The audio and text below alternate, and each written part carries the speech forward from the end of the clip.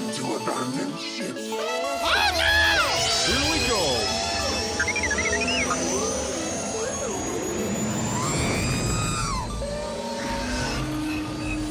Can I persuade you to join us for a drink? It's a tradition. Here, here. Jar Jar, homie, my main man, quickly. Before the Separatists attack, get into the escape pod. Hey! This is escape, and we're the pod.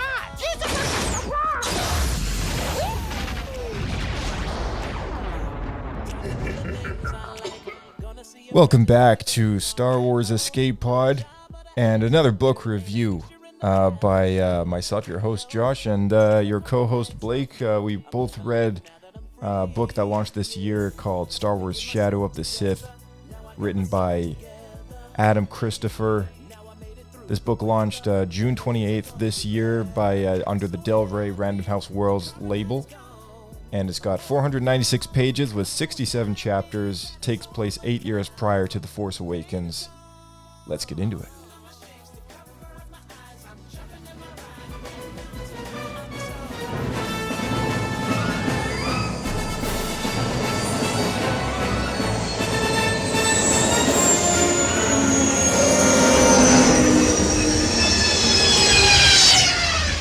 Another happy landing. Follow me.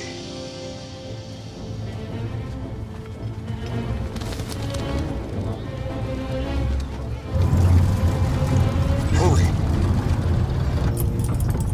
Leia sent me a transmission. We need a Kabaya. Okay. How'd you find us? Wookiees stand out in the crowd. It's good to see you too, old buddy. This is General Lando Calrissian. We know who he is, 3PO. It is an honor, General.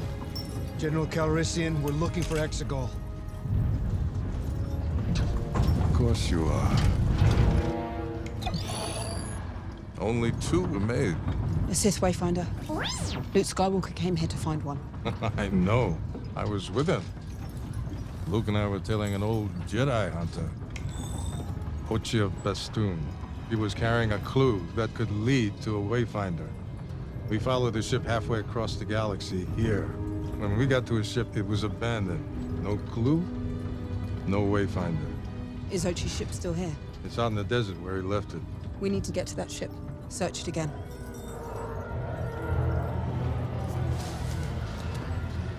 All right, that's a little soundbite from The Rise of Skywalker and the very first moment that you first meet Lando in the movie, and the first time that you actually see him in the whole sequels. And this book is really just kind of I guess we could call it like a tie-in material into The Rise of Skywalker in a way. I mean, yeah, I would say it actually goes beyond a step beyond that and helps to make the plot of The Rise of Skywalker actually make sense. Mm-hmm. Yeah.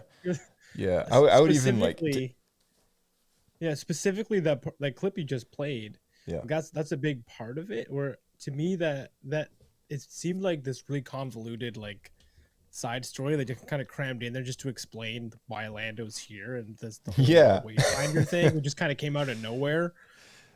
So this book was very sorely needed to really expand that and make a lot more sense in context. Yeah, and not to draw too much attention onto my personal feelings about that movie, but the small little audio bite we just heard, from a minor criticism point of view, it's so rushed. It's just like boom, boom, boom, boom, boom. It's like, hey, we meet Lando, and then 3PO's like, this is Lando. We know who he is. Okay, how do you know who he is? I don't know. But then, just keep going and going and going. And then like, oh yeah, we're looking for Exegol. Boom, next scene. And then he like whips out his hologram.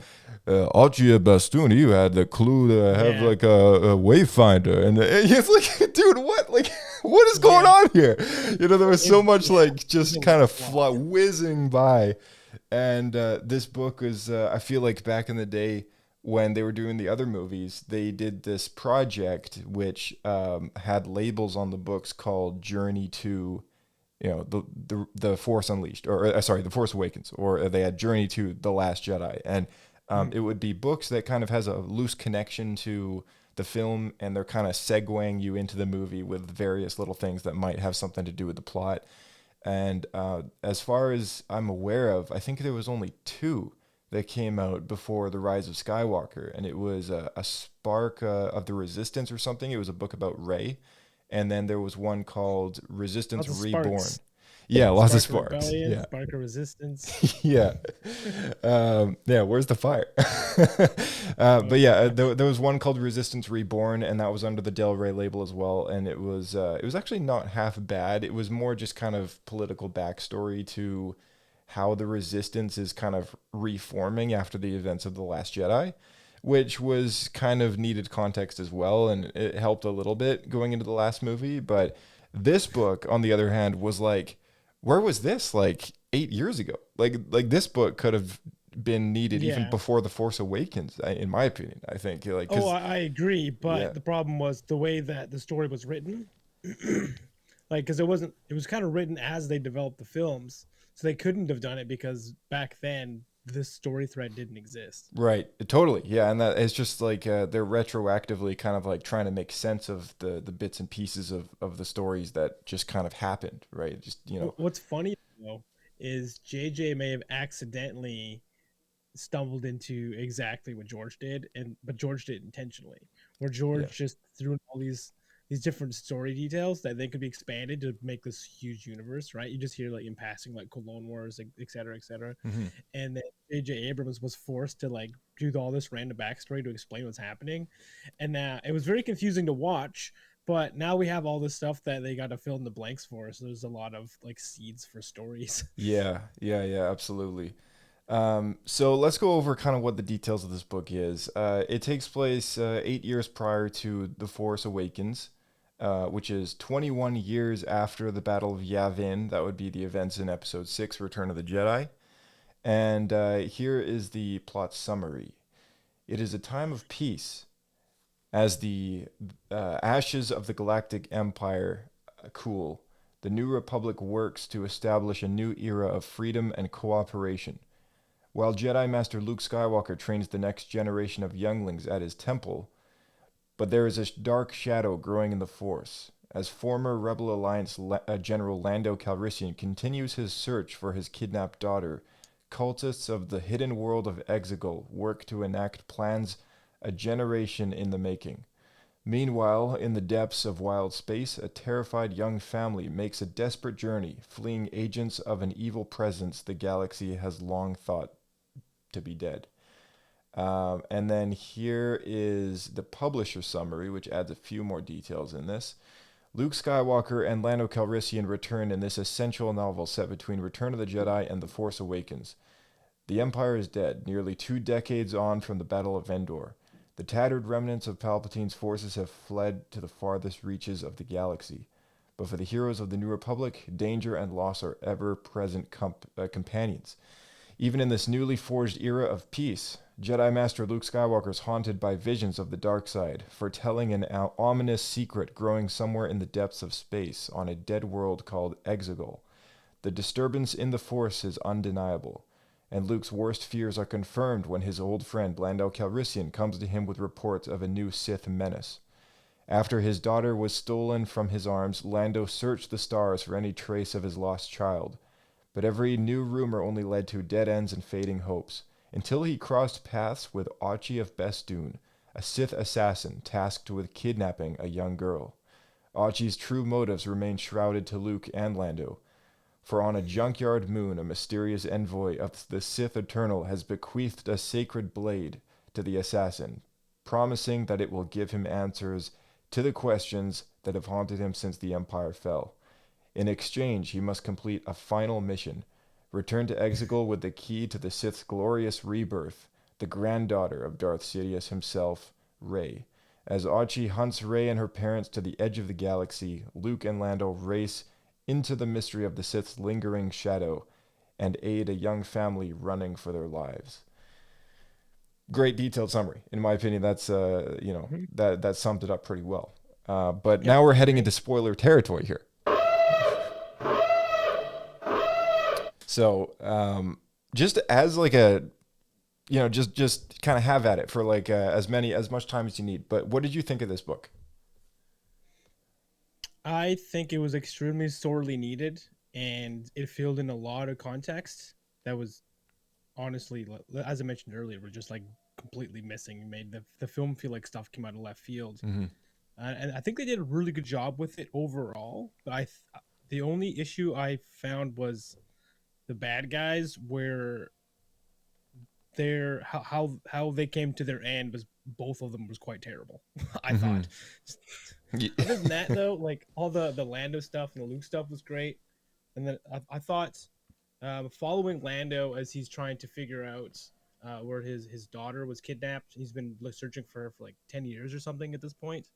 So obviously all the trail's gone cold. So he's just like, we've never seen Lando in this position where he's quite heart-stricken and like depressed. And he's kind of lost his way. And throughout this novel, he kind of gets it back, which I thought was a good story arc. Yeah, that's a great way to put it. What were your thoughts on, of course, reading? I think in the Del Rey collection, I think this is probably one of the first or one of the few books that we've had a very much Luke Skywalker focused narrative.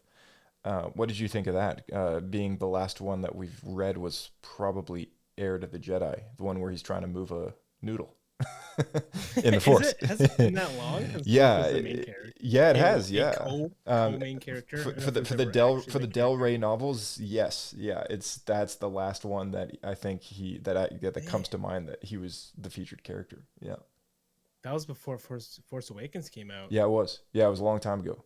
What the heck? How has it been so long? I don't know, but this is one of the complaints of just general kind of fans. It's like, where's our stories? You know, it's like, where's, like, you know, Disney, you bought Star Wars. Like, where's the stories with Luke Skywalker, right? And then the movies came out. It's like, where is he? It's like, I'm looking for him. I don't see him. You know, it's like, and then boom, last 2 minutes, there he is, everyone, and then the movie ends. So you know, I can definitely see like the complaints, but you know, it's all going back to that opinion of like, I feel like, you know, I totally agree with you. This book was so necessary to have happen, right? And I think they did a really good job up until like the last second, where they kind of lost it a bit. Do we want to get into? Well, we haven't even talked about the random Sith villain that they just brought in. Oh yes, yeah. Okay, so there's a couple parties going on in this narrative here. One of them is Lando. Before he crossed paths with everyone else, of course, his narrative is out there looking for his kidnapped daughter, which in The Rise of Skywalker we're kind of given context for, but we're in this book, it kind of cuts into that story, and his daughter's already been kidnapped. There was a cool flashback moment. One of the chapters was just like a bit of an interlude, and it was Lando remembering days past of when his daughter was young and they were eating ice cream together. So, you know, that was kind of neat. But yeah, there's Lando's story. There's Luke's story. He's being the Jedi Master he is. The Jedi Temple currently set up is on Ossus. And I believe Ossus is the same planet that we saw in The Mandalorian, where all those droids were like setting up his rock temple. If I'm not mistaken, I believe that's the same place. I think so. Yeah. Ben Solo makes appearances in this book as a young Jedi apprentice. Lor Santeca is in this novel as well, and he is at the beginning of the book aiding Luke in his search for ancient Jedi and Sith artifacts throughout the galaxy. We have a narrative of Achi of Bestoon being bequeathed the Sith dagger, which it's not actually shown to us in the film, but kind of behaves as if like almost like it has like a personality to it. And they kind of explained the dagger a little bit finally, because everyone's like, how is it the shape of the Death Star? Yeah. So, but it's ancient. So apparently the blade itself is ancient, but they've the handle, right? Has been when he first receives it, he sees that it was freshly like molded or sculpted or whatever. Right. So someone's like carved the thing into it, the outline of the Death Star. Which is how you're able to have that protractor stick out so you can find the hole in the Death Star. Yeah, that's like a new thing that was added onto it as well. Yeah, because the actual blade itself is like an ancient dagger. It also behaves like Beskar, so it can resist lightsaber attacks, and and also it kind of it absorbs blood into it. So if Sith you use magic it, in it. it's like a Sith alchemy kind of blade where it absorbs blood if you were to stab somebody or whatever. And it also has some connection level to the Force, because the wielder can feel the hunger of the dagger and the satisfaction after it murders someone. Yeah. So we get Archie of Bestoon. He's been granted a mission. It never directly mentions to the reader that Palpatine is in fact alive, but it does mention subtly that all of this kind of stuff that we know to be in The Rise of Skywalker is kind of happening behind the scenes, and Archie is kind of just being communicated with by one of the Sith cultists that resides on Exegol, or maybe somewhere in the area, that they're kind of like doing Palpatine's bidding, like from a distant point of view. So Archie himself never directly communicates with Palpatine, not since his death, that is. So there's that storyline. And there's a final storyline, which you mentioned, the villain. She's on the cover of the novel. And this kind of takes us back all the way to the Aftermath books, when we were first introduced to a different kind of cultist group called the Acolytes of the Beyond. And there were a bunch of kind of more youthful, younger, kind of grungy, dark kids / teens, young adults stuff they were kind of pursuing relics of the Sith and trying to kind of, they're almost like Sith fanboys, except they were like actually murdering people and, kind of behaving as if they were like, neo-Nazi-ish like kind of people. Like, I don't know, they were just terrible group, right? And it kind of mentioned that like one of the leader of this Sith, the Acolytes of the Beyond, ended up being put in this book, and her name is Kiza, is it, or Kaiza? I think it's Kiza. Sorry, who? The Sith person, the Acolyte of the Beyond who puts on the mask. That, yeah. It's K-Y or K-I-Z-A or something, however it's spelled. So I think Kaiza is what Kaiza? I remember hearing, Okay. at least in the audiobook. Okay, so it's probably Kaiza. I'm trying to remember the name of the ancient Sith Lord that possesses the mask that she wears. Yeah. So it's the lightsaber that she has. It's kind of confusing. So she's basically, what happened is at some point in the past, a representative / kind of like an aide to the Emperor. His name was, I have it all annotated, so I'll bring it up again. But I think I'm blanking on his name now. And he gave a Sith relic to this leader of the Acolyte of the Beyond. His name's Yup Tashu. It was one of the purple-hatted kind of tall beings that you see in Return of the Jedi with the pale face. So he ends up having his own kind of devious plan to rule the galaxy in the Aftermath books. And it's been so long since we've read those, the ones written by Chuck Wendig, but those took place right after Return of the Jedi. And these Acolytes of the Beyond kind of like came into the story at that point. And Yup Tashu used to be an advisor to the Emperor, and he provides Kaiza with the mask, which I think it was either the mask. It was the mask, because in this book she gets the lightsaber. But he gave her the mask or something like that. This mask is the mask of some sort of like ancient something. Yeah, some sort of ancient Sith Lord, which also went by like a viceroy status at one point. Noctis, is it, or is that the lightsaber that's Noctis? That might be it. Noctis was part of it. Yeah. So there's a lot going on in this book. There is, yeah, and I have so many threads. Yeah, there's so many threads, yeah, and I have annotated it, so I will bring this up again. But she gets the mask. It's essentially over time corrupted her and possessed her, and through her own sheer will, every time she puts on the mask, she basically surrenders her body and her mind and her actions over to this, almost like this spirit of this dead Sith Lord that used to exist many hundreds or thousands of years ago. So that's kind of the plan on her story. And the ultimate goal that she has is to get to Exegol, to the home world of the Sith, or the secret world of the Sith, because we know that Moraband/Korban is the home world of the Sith. Like, I guess there's two now.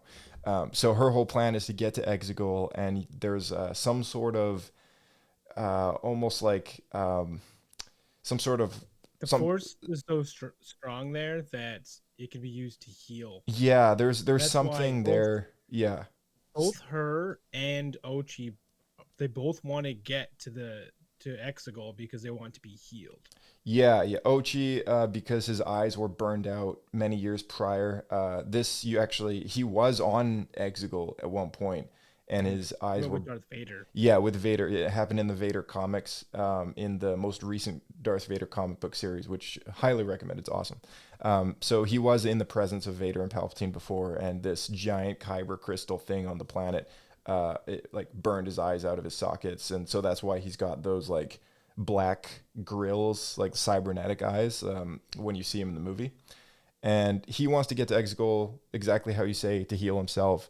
Kaiza wants to get there to basically obey her master, which is like she's treating this mask, with like this possessed mask, as like her master, who wants to use her to bring this mask to Exegol and basically, like a Horcrux, essentially bring him back to life, like using the mask and stuff like that. So he wants to come back into the presence of the real world and stuff like that. And he's using her as a slave to kind of do it. So there's all these pieces at play. The word Exegol is kind of flying around left, right, and center amongst the plot. And that's somehow kind of they all found out about the Wayfinders. yeah. So somehow they found out about only two, and no one's ever heard of them before, including the Jedi Order. yeah.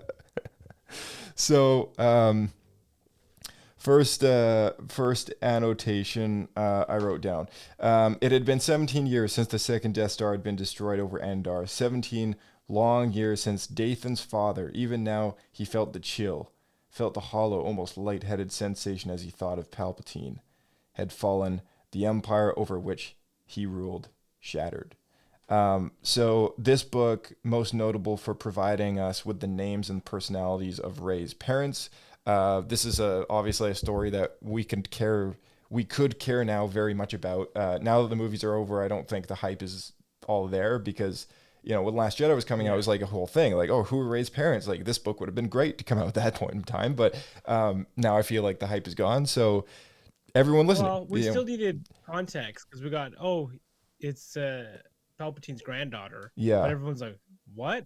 Yeah. You know what I mean? So you gotta explain how that works, which is, I guess, where this novel comes in. At least now we got some names. Yeah, we got Dathan, and her mom's name is Miramar. Yeah. Is that how they said it in the audiobook? Miramar, something like that. Yeah, I think that's right. Yeah. Okay. All right. Played by Jodie Comer, everyone. She's from Myanmar. Yeah. So Dathan and Miramar. It does get into. There is a flashback chapter where Dathan is on Exegol, and he actually like kind of escapes, and he was raised there. Yeah, he was raised there, and they do kind of acknowledge his strand cast status. It's a word that they kind of made up for. This is a person that's been made up of a genetic template of somebody else, but it's still not a clone, if that makes any sense. It's kind of like a weird, this isn't a clone, it's something else. It's almost like, I think it's like Omega. It means it's not not an identical clone. Like, so I think Omega from the Bad Batch could potentially be considered a strand cast by design. Dathan, I don't know if he was. I don't think this book ever says if he was like designed to be that way or anything, but they just kind of kept him alive, even though he couldn't use the Force and he didn't have the Force or anything. They kept him alive, and he never quite understood why. They kind of insinuate that it's like, oh, I've just been just ignored my whole life, but I don't know like what Yeah. reason they have for not killing me, kind of thing, right? I think he kind of alludes to the only reason he could think of is because he shares the same blood as Palpatine. Yeah, that's the only reason he had. Yeah, so when he kind of hitches a ride on some sort of shuttle that came in, and he kind of stows away in their ship and gets off world, and he's kind of been hitchhiking around the galaxy for a while. At some point, he ended up on a planet in a small village where he was working a job, and that's when he Yeah, met they were- Ray's they were mother, farming. Mirimer. Yeah, he was a farmer for Yeah. a bit. Met Ray's mother, Mirimer, and they He kind of was fell in running. love.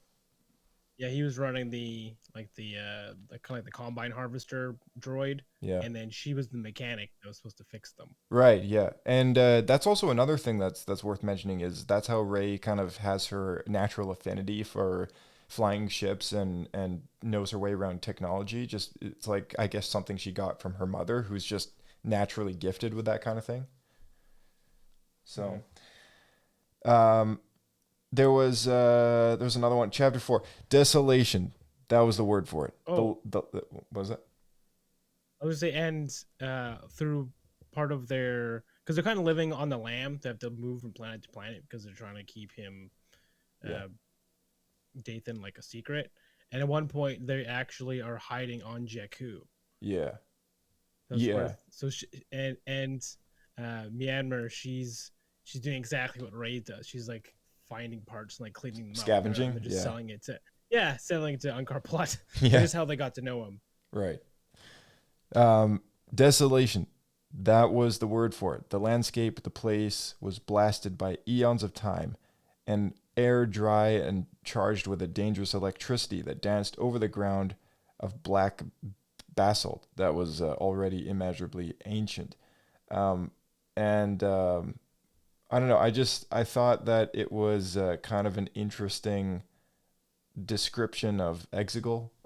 This is kind of the first time in the book that we get this sort of peek through the keyhole into the description of what Exegol is, and Luke is beginning to have nightmares of this place, and I think it's the Force kind of warning him a little bit of what's going on out there. And just to flash forward to the end of the book, even though when the threat is kind of dealt with and this whole mask thing, the woman who has the mask and all that's kind of been taken care of, Exegol obviously is still out there, and the Emperor is like still out there. So it's definitely worth noting that like even though the nightmares kind of stop, like the presence of like the shadow of the Sith is never gone. Like it just kind of is just more kind of in the background behind the veil. And as we know from years later after the events of this book, it begins to kind of corrupt everyone, and Snoke kind of comes out, and he starts to play a part in Ben's Solo story, and then the nightmares begin for Luke again about what could happen to Ben Solo, and then he has his whole moment where he almost kind of succumbs to killing his own nephew. And so the shadow is kind of lingering still even after the events of this book, but I feel like this book really paints a really good picture of like just what the ominous kind of darkness approaching feeling kind of through the Force, like the little glimpses of what the Force is providing to Luke is like, I thought that was really good storytelling. It was really good narrative. And I feel like it also helped try to add to what happened to Luke. Mm-hmm. So like it's something that's just been overhanging him, and it's slowly wearing him down, which Yeah. maybe is what slowly got him to the point where he thought the best course of action was to get rid of Ben Solo. Yeah, for sure. There's a few moments in this book where Luke had the chance to end it with Kaisa, who's the who he feels he can redeem if he separates her from the mask, but she willingly just continuously puts it back on herself. And I feel like at some point in the story there was a little piece of almost like him running through the thought through his head is like, it was my mistake that I didn't finish it last time. So the next time he fights, she ends up dying, but yeah, it was the kind of thing that I was like, oh, I think like maybe he just kind of regrets not just killing her, you know, like the first time around, the first time that they fought. Like he could have saved all this trouble, could have like maybe prevented some people from dying, whatever. Yeah. And But he's a Jedi and he's trying to be a Jedi. yeah, And let's not forget he saved Darth Vader. So if you can do that, theoretically you should be able to save anyone. yeah, exactly. Yeah. Together they followed the star compass Luke had uncovered from Pilio. This is a little reference in Chapter 4 to Battlefront 2, the campaign, the short story that you meet Luke Skywalker on Pilio when he you go there as one of the Imperial agents to blow up a large vault of the Emperor's artifacts, and Luke uncovers a compass there, and your character allows him to keep the compass after he helps you navigate through these caves of creatures and all that stuff. And it's the same compass that you see on his bedside table in The Last Jedi. It's flashed in a 2-second shot, like, you know, one in that movie, and you can actually buy the compass at Galaxy's Edge.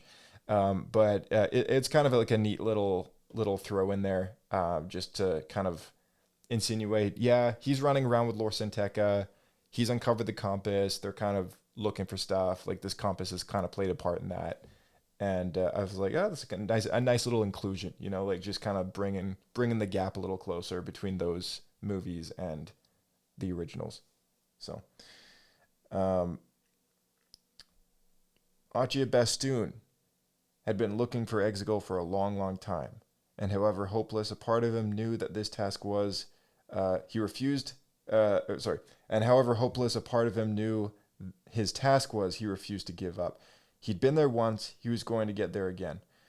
So I love how it also kind of tells the readers, yeah, Archie's been to Exegol before, but he wants to go back because he wants to heal himself. So like what you were saying earlier, you know. Is there anything that you've kind of like noted down for these earlier chapters in the book? Because like I'm just firing off mine, but if you got any, just throw them out there. At the beginning, there was a lot of just trying to get the ball rolling. There's like we've said, there's a lot of storylines going on at once. Mm-hmm. Well, I guess it's worth talking now that Ochi was not the character I thought he was going to be. Yeah. It's like when we see his corpse or whatever in Rise of Skywalker, he looks like he's like a really serious Sith assassin kind of character. Yeah. And he feels more like Greedo. Yeah, he's a bit of a buffoon. That's how I would just. Yeah, exactly.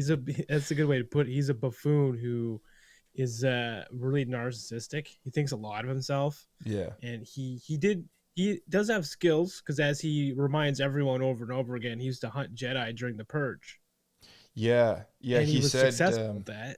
Yeah, he also said he operated during the Clone Wars because in the Clone Wars TV show, it's like one throwaway line that Cad Bane has, and he says that the Separatists have offered 1,000,000 credits a head for a Jedi, and I don't think you ever hear it again. But I thought that was really, really cool that they kind of inserted that into his motive for originally killing Jedi. I guess he scored a few because Palpatine came to him when the Purge happened and hired him to still continually track down. Yeah, so the Inquisitors aren't the only ones out there hunting down Jedi. He's also got Sith assassins running around as well. Yeah. So that was a really nice inclusion. The fact inclusion.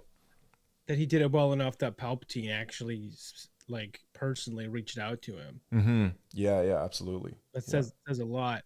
Then as we're going through the story, it's like him and his two companions, and they're just like they're drunks, and they're just buffoons. They're like, just thugs. They're comically stupid.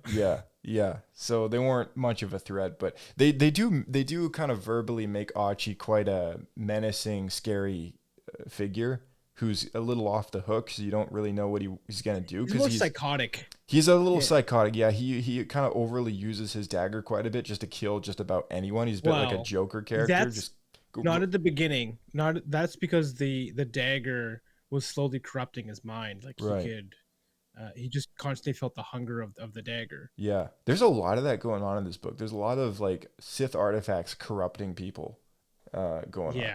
Yeah. Which is pretty cool. I feel like that's something that was more common in the EU. Yeah, yeah. This I, book got really kind of into the nitty gritty of that stuff.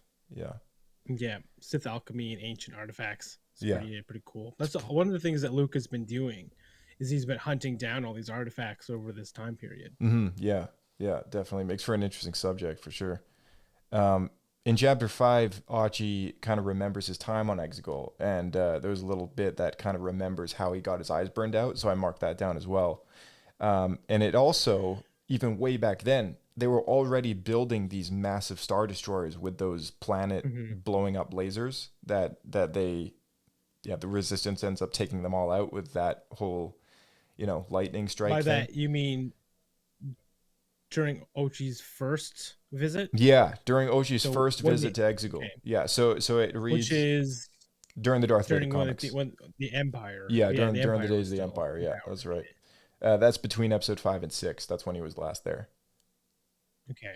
The ships were equipped with huge cannons, their power matching that of the Death Star's own planet-destroying armament. The energy channeled and concentrated by shards of kyber crystal. Those pieces cleaved from a huge mountain of the stuff, amassing at the heart of the cultist fortress temple. It was this kyber mountain that had scarred Archie. As he watched the crystals being ripped from their formations, they had screamed out in pain, releasing a burst of energy and seared the skin from his skull and burned his eyes into their sockets. It was a really crazy. Yeah, it was a really vivid kind of statement there, and I was like, whoo. Like, I saw that, you see it happen in the panels of the comic book, but just seeing it in the novel, okay. yeah, like seeing it like in words in the novel though, I was like, wow, it really adds to the pain that he kind of suffered. I didn't, yeah, it was pretty a pretty nasty kind of gruesome moment for Archie, and Good adjectives in there, yeah. yeah, some great word, yeah, absolutely. There was there's another little section here which I thought was really cool. In chapter 5, Palpatine, you have been chosen. The voice was now echoing from all around the darkness. Archie looked up, shaking his head, and then he fell to his knees, his head bowed. And the Emperor's voice is kind of ever present in his life at the beginning. Like when he kind of gets sent off on his mission, it is the presence of Palpatine who guides him to his mission of hunting down Rey and her family. And that's pretty much the only direct mention that we get, I guess, that he's kind of alive and well. But there's no actual. But it's only done through the Sith acolytes. It's only kind of done through proxy. It's never done directly. He's never directly in front of the Emperor or anything like that. So, yeah, it was. It's pretty neat though. It's a pretty neat moment when he shows up. What were your thoughts on like just like that ever? The title of the book, of course, is Shadows of the Sith. So like how did you kind of relate that to the novel? Because there's so many times that it kind of pops up, where it's like, yeah, this is like a great way to describe the presence of the villain in this story. It's funny. I never really thought about the title connecting to it, but it does make sense because throughout the novel, we're dealing with all these leftover artifacts from the Sith. There's a Sith Lord that is trying to return.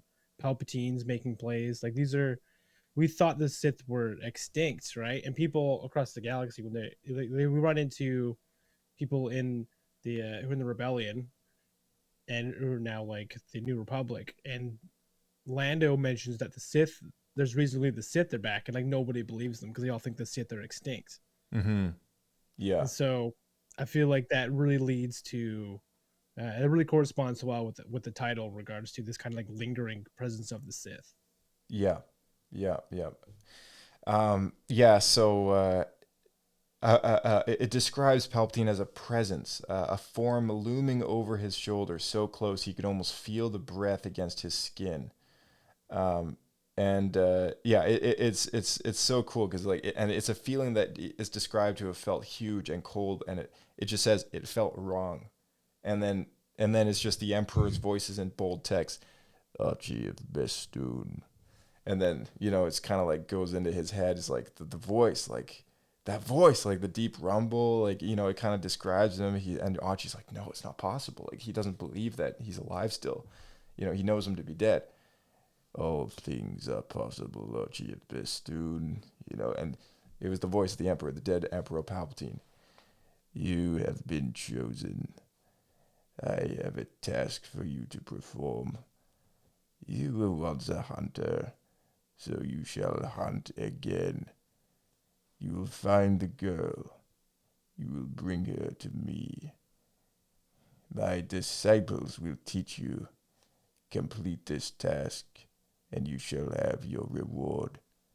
You shall have the path to Exegol. And then he says like one more thing. He says, you have failed me before. Do not fail me again, Archie of Bestoon. And I'm kind of like segueing through like the whole like chapter that this conversation takes place. But I was like, this is such a great moment where like he just hears the voice of Palpatine inside his head, very much like how Ben Solo hears Palpatine's voice in his head when he gets to Exegol. Yeah.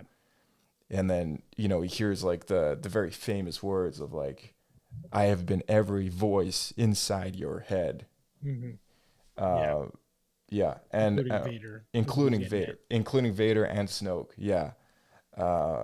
So I was like, wow, this is really cool. This is like definitely like Palpatine still pulling the strings from way back in the, in the shadows, right? Behind the veil of that nebula all the way over on Exegol. He's still doing his thing, still operating as if he's still Emperor of the Galaxy kind of thing. And it was the servants of Palpatine that from beneath their long robe, they produced a dagger. They held it out in front of him by the handle of the blade pointed at Archie. So he gets his blade. Kittat, the old tongue of the Sith, forbidden since the days of the Old Republic, inscribed in the unique runic alphabet that Archie had also seen engraved on the walls of the Sith citadel on Exegol. So that's the ancient script of the Sith are like inscribed along the blade, and very, very cool. It kind of reminded me of Lord of the Rings. I mean, there's what do you call it? Black speak? Yeah, something like that. Which is the language of Mordor. Yeah, the language of Mordor. Very similar to how the Sith have a language. And they do mention in this book that not all the Sith could speak it or understand it. So they really emphasize the idea that the Sith eventually, what they did was they kind of adapted it into Aurebesh, but then they flipped the alphabet. The Aurebesh was spelled backwards, just in a way to twist the lettering even still, just because they might not have known like the ancient knowledge and the lore like well enough to actually speak like the old tongue. So what they did was some Sith lords were kind of familiar with the idea of inscribing backwards lettering on stuff instead. So there's a few times where that was mentioned in the novel as well, which I thought was like, hey, that's kind of like twisted. It's like the knockoff version, like down the road where you've like forgotten how to do the ancient, like the proper way of doing things. Yeah. Were you aware that Lando has a middle name? Because that came up a few times. Lando Balthazar Calrissian. Balthazar, that's right. Yeah, I didn't know that he had. I don't think I did. I think the first time I heard it was in this novel. Mm-hmm. I don't know if he needed a middle name, to be honest. No, and his daughter's name is Kadara, not just Kadara Calrissian. And I guess they decided not to give her a middle name, but Kadara is, I think, what we can assume is, I forget the character's name. It's she did come up in The Rise of Skywalker, and at the very end of the movie, they had cut out a whole sequence or something, which was in regards to this actually playing out on screen, and it was actually like it was talked about extensively by somebody, one of the writers on the movie, but they just kind of shortened that whole thing and just insinuated like, yeah, we're kind of hinting at the fact that that is his daughter that's kind of been returned to him, and she was the one that came to them on that planet with the Death Star having crashed, and she was the one that she used to work for the First Order with a bunch of other ragtag people, and like they kind of like they all escaped. Yeah, they all escaped and stuff like that. So yeah, so Is that I mean, still canon then? Like, is it canon that that's his daughter, or did they decide to change that? yeah, no, that's still canon. So they haven't retroactively not made made that her. But if you look up Kadera Calrissian, it's not tied to her photo or anything of the other character, which I was wondering. Yeah. So the name that she goes by is Janna in The Rise of Skywalker, and this Janna, I guess, could be Could be her. Yeah, it could be her. Yeah. In this novel, Lando specifically mentions that she was taken at such a young age, she might not have known her own name. Right. Yeah, she was like a toddler, right? So, yeah. So he mentions that. It's the same with Finn. Even if he found her, like he might not be able to recognize her. Like she might not respond to that name, right? Mm-hmm. Yeah, and it's the same with Finn. Like he was kidnapped at such a young age that he doesn't have a name. That's why Poe gives him one. Like when they first meet, because all he's known is FN2187. So, yeah, I think like it's kind of interesting. Like if you put all the pieces together, like the backstory for these movies starts to kind of make sense. It's just you have to look in so many directions for all of these little bits and pieces.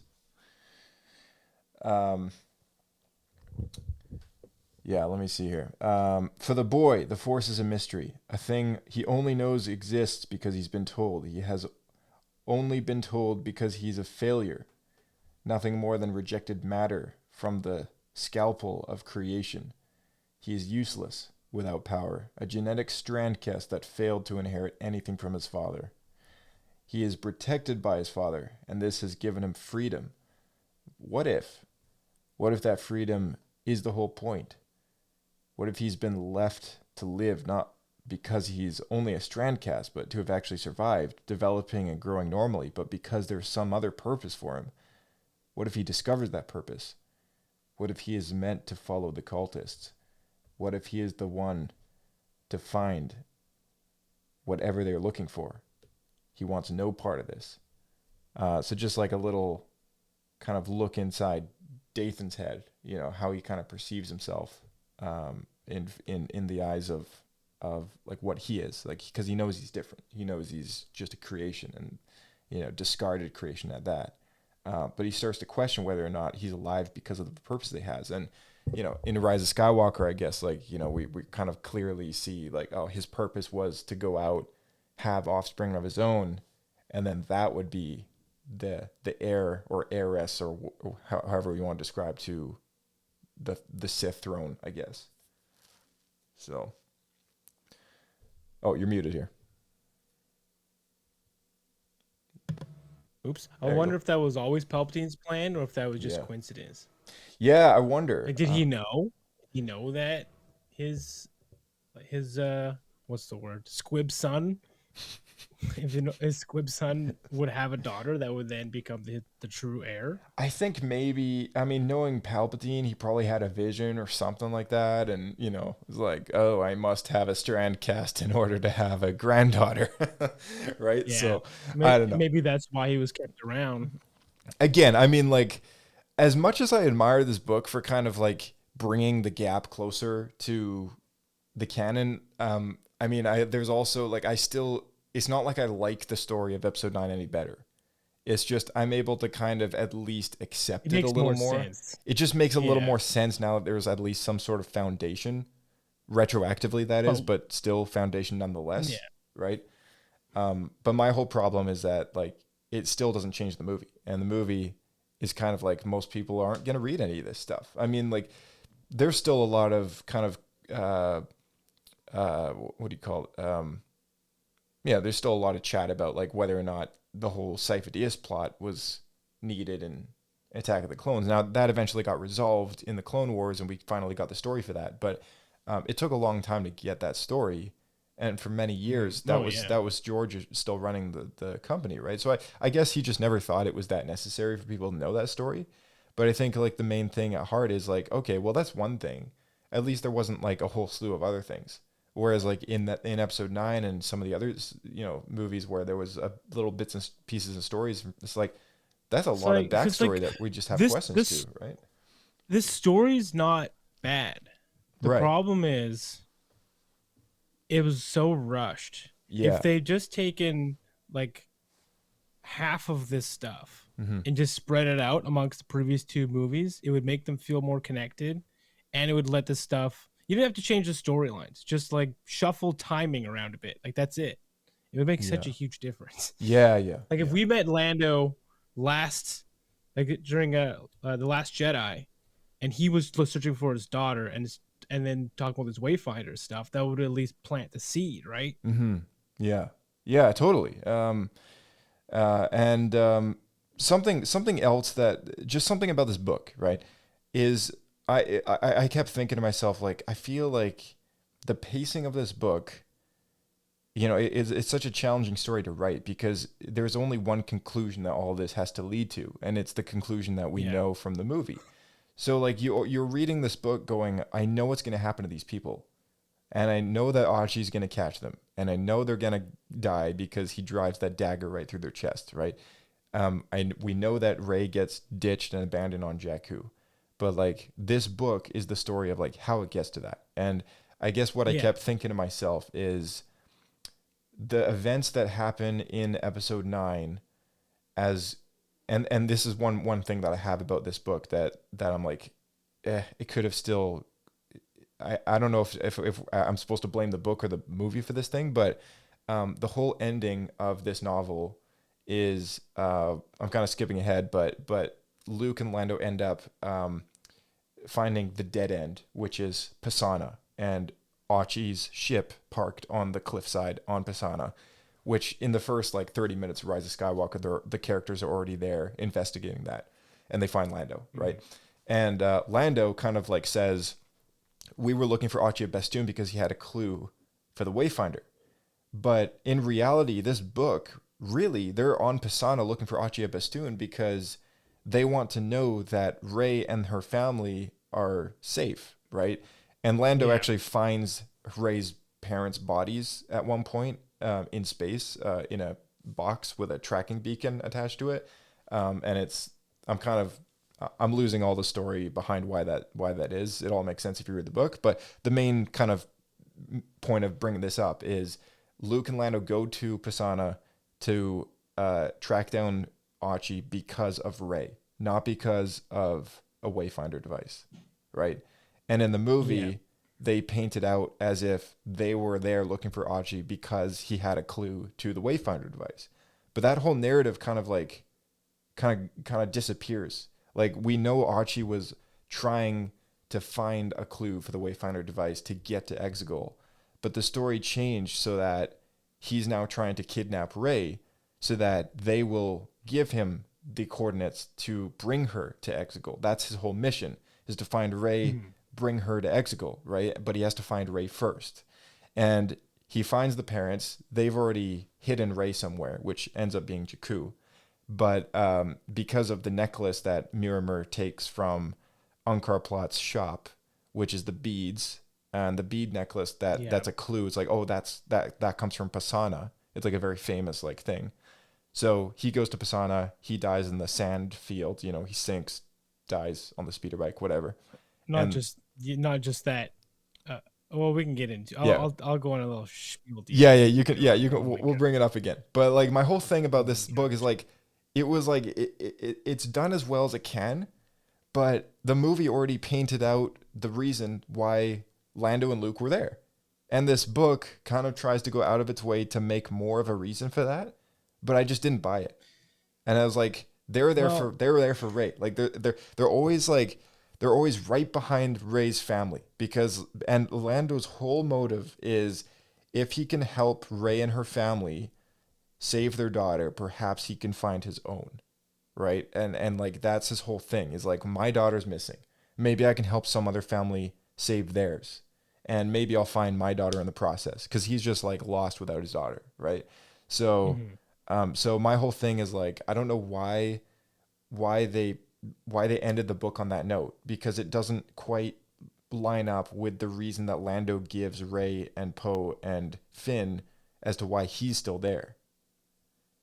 So like that's kind of the biggest disconnect. Yeah. It did feel like a weird decision. It did feel a little shoehorned in, because it felt like they had to do it because of the movie. Right. Because I think you're missing a part where at the end, Luke and Lando dead end at Pisana. I swear there's something that they find out means that the girl is like safe or whatever, but they just don't know where. Yeah. And it's funny is Lando has an inkling, or he takes a chance with his Pizak deck, not Pizak deck, the other one. His Sabak deck. Sabak deck. Yeah. And I don't know how it works. I guess through the Force, he happens to get the 00, which is like So what happens? And that means he's supposed to go to Jakku, and that's where the girl is. Yeah. So what happens is at one point Lando is frantically like it's like a whole chase. The whole book is a chase. The family is on the run from Achia Bestoon. Achia is chasing after Rey and her parents. Lando hears about this Achia Bestoon in a canteen at the very beginning of the book, realizes that Achia is on a mission to kidnap this child away from her family. So he starts pursuing. Yeah, exactly. Thinking that he'll find his daughter if he can track down this Achia person and save this other girl from her family, right? From this assassin. So the whole book is Achia chasing Rey and her family, Lando and Luke chasing Achia, right? Like that's the whole thing. So at one point they have a piece of technology that can track down Achi's ship, but it gives them 23 possible results of like where that ship could be. And Lando uses his Sabak deck to draw some numbers, and he just gets number 23. And it's like, okay, let's go to the 23rd result in the list. Boom, it happens to be Jakku. And so they go to Jakku. At that point in time, Rey's parents have already ditched her there. She's hidden away, and they've already blasted off planet. That whole flashback scene from The Force Awakens happens, where Rey's like, no, come back, no. And they leave. And they've stolen Ochi's ship. Yeah, they've stolen Ochi's ship. Ochi's ship flying away. That's why they have his ship there. They exactly. stole it from him. And what happens is, in the movie, Achi, who has made some connections with fractions of the early First Order, have placed a tracking beacon on his ship without his knowledge or consent. And they're able to later track down his stolen ship, and they find it in space above Jakku. They dock, they grapple the ship, they get aboard, kills the parents, realizes they've got these beads from Pisana. It was actually just a novelty from the gift shop. And they end up going to Pisana to track down Rey, thinking that that's where they hid her, not really realizing that they just ditched Jakku and she's actually on Jakku. So that's where the whole buffoonery comes in. He's kind of an idiot.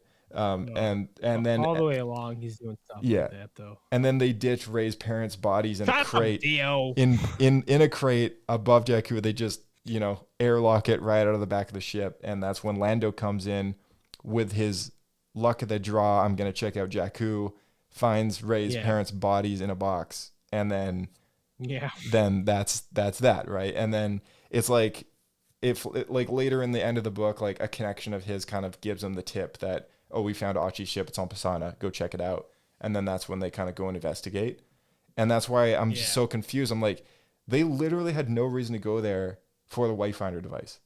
And why does he tell Rey and her companions that... He's trying to track down Achi, that part. Yeah. And then he says that... Okay, this is, to me, was kind of stupid. But because like him and Luke and Lando, that is, they're on Pisana. They can't find Achi.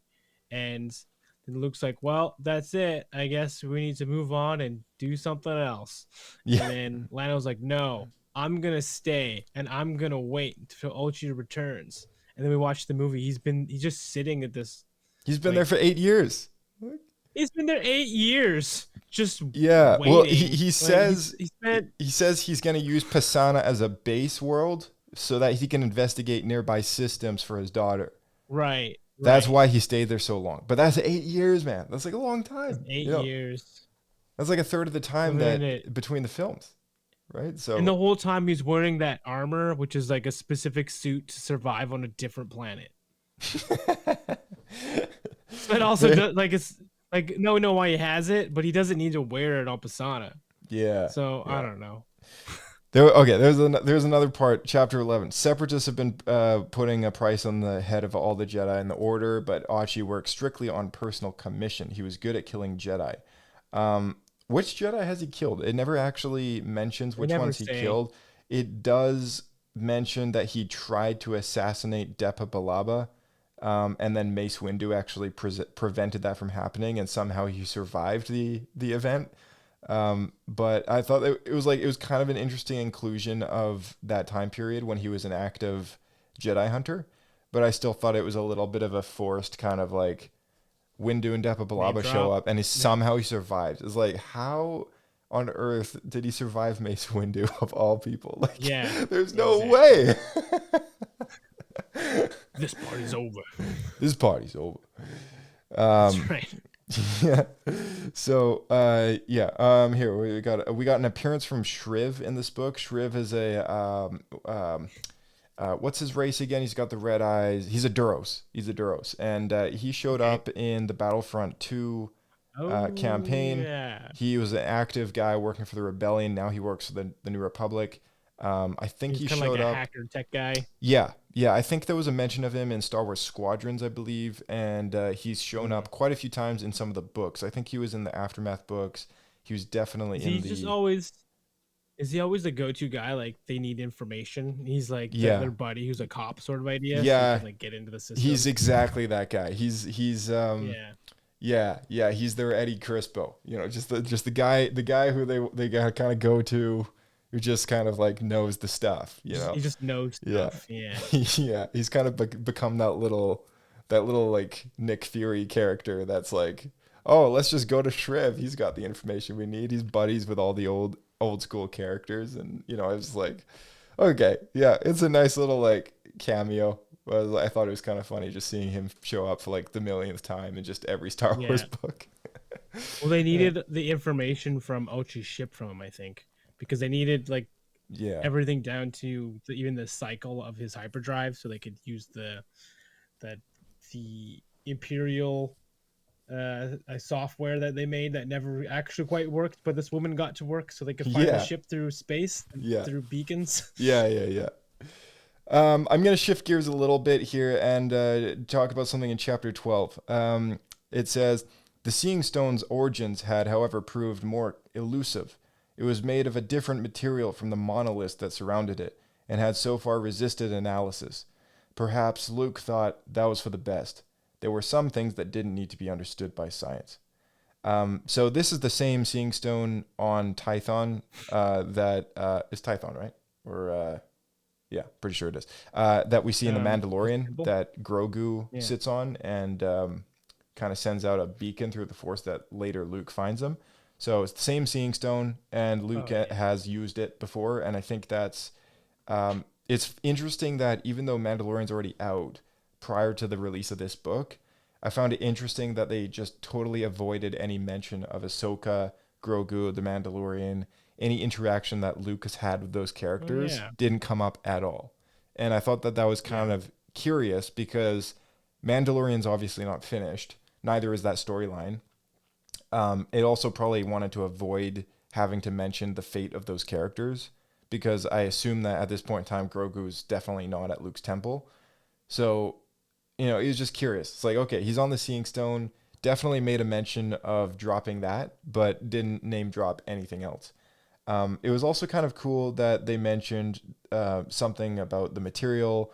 Luke literally thinks to himself, some things don't need to be understood by science. I feel like that's just a nod of the head or a hat tip towards all the Star Wars fans out there who've kind of made the argument towards midichlorians saying, we don't need that. And, let's just keep the magic without the reasoning.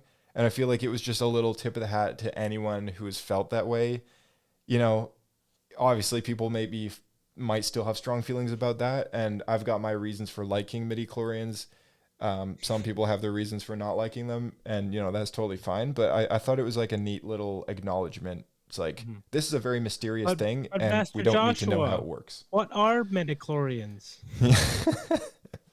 Well, it's crack. What do they say in the Oral Knots? Oh man, yeah. In the Oral Knots, it's heroin. Yeah. Oh yeah. That's right. Yeah, it's heroin. Yeah. It's heroin. That's great. So let's see. There's another little bit here. It seems strange to have developed such a relatively bulky device just to hold, presumably, coordinates or star charts, but similarities between the Wayfinder and the Sith holocrons with which Luke was familiar were striking. I always thought that the Wayfinder for Episode 9, which is the first time it ever showed up as a part of the plot in the movie, I got out of that movie thinking like that was so stupid. Like it's like, why not just make it a holocron? Like it looks exactly like a holocron. Like why not just call it why do you have to call it a Wayfinder device, right? And I think a lot of people felt kind of the same about that. So maybe we can talk about this, but it actually precedes holocrons. Yeah. So what I wrote down here is it's basically just a holocron variant. It's now kind of been verbally confirmed. It is a holocron. Holocrons are used to store data. The Wayfinder device is just a specially built holocron that's able to store more data, which is specifically star charts, coordination of your ship. Like you literally plug this thing in, and it's like boom, autopilot. Ship just knows what to do, right? So I thought that was kind of interesting. It also brings up Luke's catalog from past Jedi research. He has a catalog of like describing of ancient artifacts and other various things, and it does explain the purpose of the Wayfinder device. Singular purpose being navigation. So it's literally just like this is the GPS of holocrons, essentially. Because there's many a holocron. We've seen Ezra use holocrons with recordings of Anakin doing lightsaber training movements. Like we've seen holocrons with lists of names that include Jedi who are yet to be Jedi. Yeah, they're essentially just data storage devices, right? Which is why you can go to Galaxy's Edge, buy a holocron, buy a kyber crystal, put it in, and it makes like, it replays like voices of different Jedi and stuff like that they've recorded their own teachings onto. Like that's kind of the idea of a holocron, is that it's just a storage device, right? So yeah, thumb drive, like you say. But yeah, what are your thoughts on the Wayfinder device? It never really bothered me. I would say like it as a device doesn't bother me at all. To me, it just felt a little too shoehorned in the movies. Like, oh, now there's this secret planet, and you need these two things. And there's only two because there's only ever one Sith master and one apprentice. Well, JJ loves his mystery box plots. Yeah, that's true. Right? Yeah, but yeah, I mean, so, like, there's no excuse though. I totally agree. Like it was like, really, like, like we I don't know. We have to hinge the movie. Kind of mad about it. Yeah. There were, according to Luke's research, only ever 2 Wayfinders in existence. The path they contained too secret, too dangerous for any but Sith lords and their apprentice to know. The path to the hidden world of the Sith, a place of power, and also, according to the ancient scribe, Klee the Elder, of eternal life. So these Wayfinder devices, much like the affinity for just being the rule of 2, one of the only 2 Sith in existence, Wayfinder devices, I guessed, are part of the knowledge being passed down from Sith to Sith. These same 2 Wayfinders kind of just make their way into the hands of Vader and the Emperor. One eventually being on the Emperor's throne room, on the Death Star. I guess that's where he kept it, which kind of hooks in why they went there in Episode 9. And then the other one being kept on Mustafar near Vader's castle for some reason, not in the castle. For some reason, it's got to be in the middle of the forest. But right, it is what it is. So yeah, that's a weird place for that, isn't it? Yeah, it's like, dude, this is the most important device you could ever hold in your possession as a Sith Lord. You hide that somewhere safe. Like, sure, yeah, I've got this massive fortress, but let's just take a walk into the woods and put it on a little pedestal out there and hope that no one finds it. You know what I mean? It's like, all right, maybe. I've got my feelings about this. Yeah. Okay, there was a really cool moment. That's why Darth Vader was only the apprentice and not the master. That's right. Yeah. So I also noted down this really cool moment in the book. It was it was my singular favorite moment out of this whole novel. Luke was surrounded. They were tall, thin, 9 of them. Nothing more than wraiths, nothing more than shadows, tall, thin ghosts. Their bodies curved and arced in a new wind that had picked up. A wind that gusted across the black plain, changing direction constantly. This describes a vision that Luke has as he sits on the Seeing Stone. He's almost mentally and physically teleported to Exegol. And he is ambushed by 9 wraiths, which it literally says wraiths. And all I could think about were the ring wraiths. Because there's 9 of them. They're these like black cloaked figures that are like kind of coming in at him from every angle. And it was just Dementor. Yeah. It was just like a parallel to the ring race, right? Like it was just like almost identical. And later they also they always used 9 for some reason in this book. Throughout the whole book, it was like 9 of this, 9 of that, and it was 9 of these 9 movies. 9 movies, yeah. There was another section. Like, I get it. I know why. What's that? Because 9 is German for no. So each time something this happens, they go, no, 9. Yeah. How did you like this scene though? I mean, like, did you get creeped out when you saw like these 9 like shadowy wraith figures like coming in at him? I mean, with these like shadow sabers. I forgot about it, to be honest, until you bring it up now. Yeah, it was interesting because Luke was trying to duel them, and they had physical form where they could actually block his lightsaber. Yeah. He could block them with his lightsaber. Yeah. Whenever he tried to actually kill them with it, it would just go right through them. It was like a dream in which he can't kill anyone, but they could kill him or something like that if they tried, right? Yeah, exactly. And that's why I thought of Lord of the Rings. Freddy It was like, Krueger. it's like you can't kill those things, but they can stab Frodo like with their blades, right? Yeah. Yeah, it's because they're like undead. Right? Yeah, exactly. And it also says here, hell's many names, Luke. The Seeing Stone took a part of you there. Oh, wait, sorry. I got to do the voice. Hell has many names, Luke. The Seeing Stone took a part of you there. But it has taken all that I can give to bring you back. Anakin faded again. But when he returned, he was only a dim shape, hardly more than a blue glowing outline against the clear blue sky. And all I could think about was, is this the last time that we see Anakin's Force Ghost? That's what I was thinking too. Did they do this as an explanation of why Anakin never shows up? Yeah. In the sequel trilogy. Yeah, because what happens is he's almost stuck in this nightmare, right? He's kind of been, he sits on the Seeing Stone with these Sith relic pieces of a crystal shard from Exegol. And it essentially mentally and physically transports him to that place. And he starts fighting these 9 wraiths, realizing he can't win this fight. And he starts to lose, right? And he's on the ground. He's about to be killed. And then this big flash of light comes in. And then what I loved about this scene was that these wraiths see this figure. And he thinks that it's Obi-Wan Kenobi. But he's cloaked. He's got this blue lightsaber out. He takes one swipe at them. And they start to back off. And then eventually they kind of scurry away and they like disappear. Mm-hmm. And then Anakin turns around it's just like Aragorn with the ring wraiths. Yeah, 100%. And then he holds out his hand and Luke takes his hand and he's brought back into reality and he falls off the Seeing Stone. And then he's like, oh, I'm back on the Seeing Stone again. All confused and dazed and stuff, he kind of looks around and Anakin's Force Ghost is there in front of him. And he starts to have a conversation with his father. And it's probably the last conversation he has because it's very brief.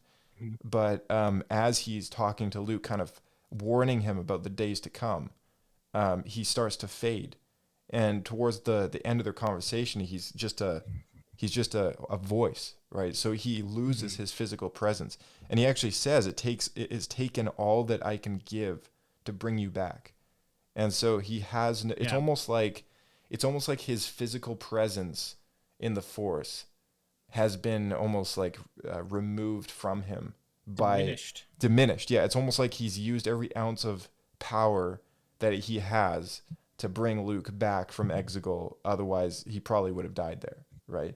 So I thought that was really, really cool. It was like one last kind of like, other than in Rey's head when you hear his voice amongst all the other Jedi, it was kind of like the last kind of heroic moment that Anakin would have, even in death, you know, just saving his son, kind of like the way that, almost in a similar way that maybe Luke saved him, like, you know, the redeemed Anakin Skywalker, you know, the chosen one himself comes in, literally scaring away this like darkness that doesn't fear anything except the chosen one himself, and then they just scurry away. I was like, that was amazing. Like, that was such a great chapter. So yeah, I was really glad they did that too. When Anakin first showed up, I was very surprised and did not expect him to show up in this novel. Yeah. So yeah. I love them tying the stuff together more.